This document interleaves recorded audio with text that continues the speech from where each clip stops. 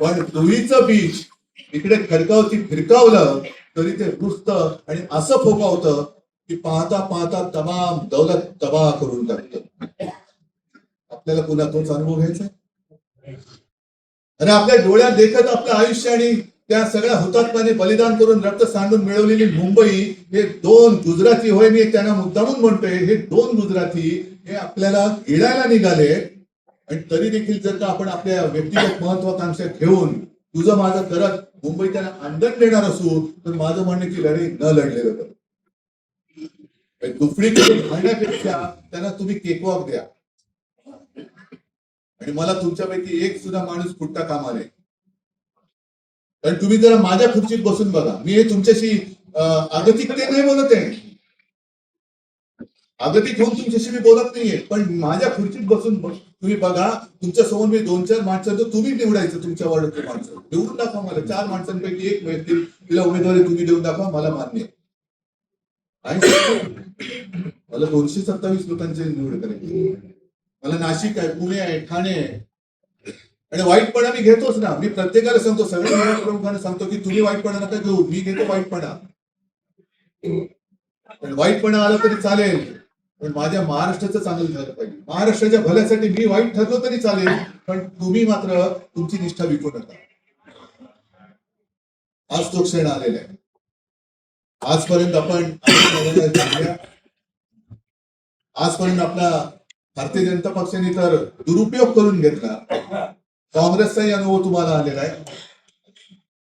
आणि आपण इतक्या वर्षांनी मराठीसाठी आणि महाराष्ट्रासाठी महाराष्ट्र नवनिर्माण सेनेसोबत युती केली.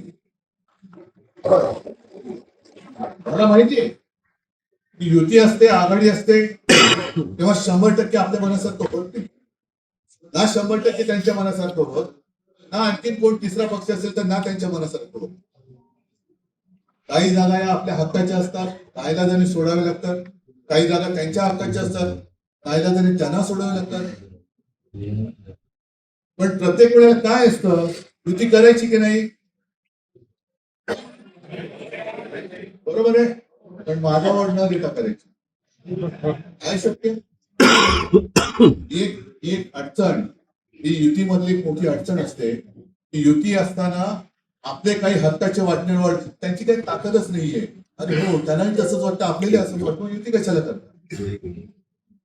आम्ही दोघं एकत्र यायचं का ठरवलं, त्याला सुद्धा एक नाही म्हटलं भावनात्मक किंवा परंपरागत अगदी घराणेशाही म्हणायला पाहिजे. या संयुक्त महाराष्ट्राच्या लढ्याशी भाजपचा किंवा तेव्हा तत्कालीन जनसंघाचा काळी मात्र संबंध नव्हता. मुंबई ही गुजरातला हवी होती म्हणून तो संघर्ष झाला होता. हे किती जण तुम्हाला माहितीये. मोरारजी देसाई नावाचा नरराक्षक तेव्हा इथे मुख्यमंत्री होता आणि द्विभाषिक पेटलं आचार्य आत्रे. आणि त्याच्यामध्ये जे 5 पहिले नेते होते त्याच्यात माझे आजोबा प्रबोधनकार ठाकरे होते. त्यांच्यामुळे तर मराठी टिकली. आणि आजोबा होते म्हणून त्या संयुक्त महाराष्ट्राच्या लढ्याला बळ मिळालं. संयुक्त महाराष्ट्रामध्ये मुंबई महाराष्ट्राने मिळवली, त्याच्यात माझे आजोबा सहभागी होते. त्याच्यानंतर मुंबई ही महाराष्ट्राकडे राहिली पाहिजे, मराठी माणूस टिकला पाहिजे म्हणून शिवसेना प्रमुखांनी शिवसेना जन्माला दिली.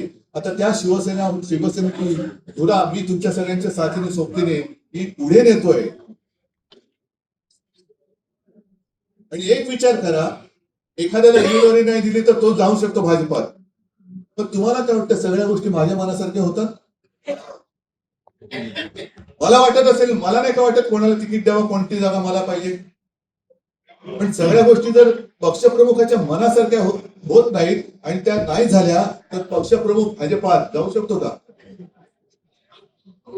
आज कोणाविरुद्ध आपण लढतो आहोत ते पहिलं लक्षात घ्या. आणि त्यावेळेला जी तुम्हाला इतिहास सांगत होतो की मोरारजी देसाईंनी गोळीबार केला, त्याच्यामध्ये 107 जणांचं बलिदान झालं.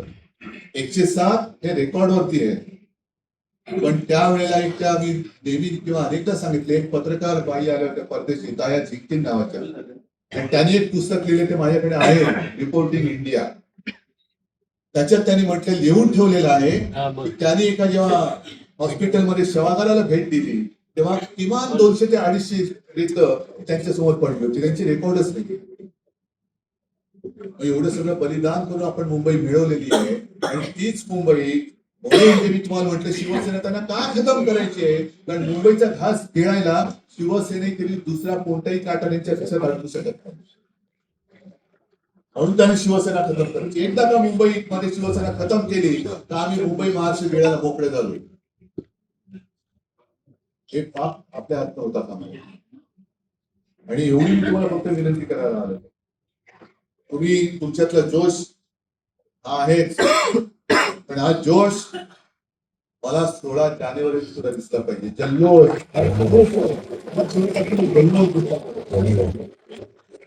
आणि मी आता इथून जाणारे घरी, आता घरीच जातो, दुसरीकडे काय जात नाही. आणि त्याच्यानंतर मी उमेदवारी एक एक फायनल करायला घेणार. ज्यांच्याशी बोलले त्यांच्या सगळ्यांच्या मताप्रमाणे तुम्हाला माहिती आहे, शाखा प्रमुख, उपविभाग प्रमुख, विभाग प्रमुख, आणखीन तिथले आमदार असतील, खासदार असतील, आणखीन कोणाची माहिती आहे, या सगळ्याची गोळाबेरीज करून कोणती नावं आले हे सगळं करून मी नाव फायनल करेन. मान्य आहे? अनेकांना उमेदवारी मिळणार नाही.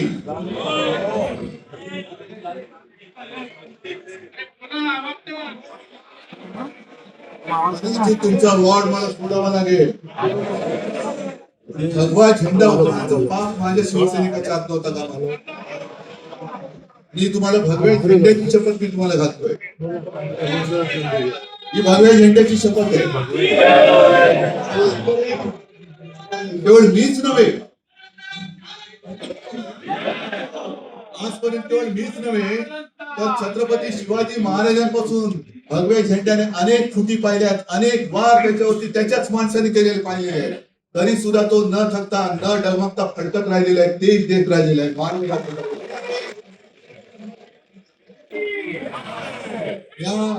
कदाचित नियतीची इच्छा असेल, नियतीची इच्छा असेल, नियती सुद्धा निवडताना मर्दाला निवडते, नामर्दाला निवडत नाही. आज जसं मी थोडस इथे मात्र घमेंडीने बोलेन की महाराष्ट्र धर्माचं रक्षण फक्त शिवसेनाच करू शकते.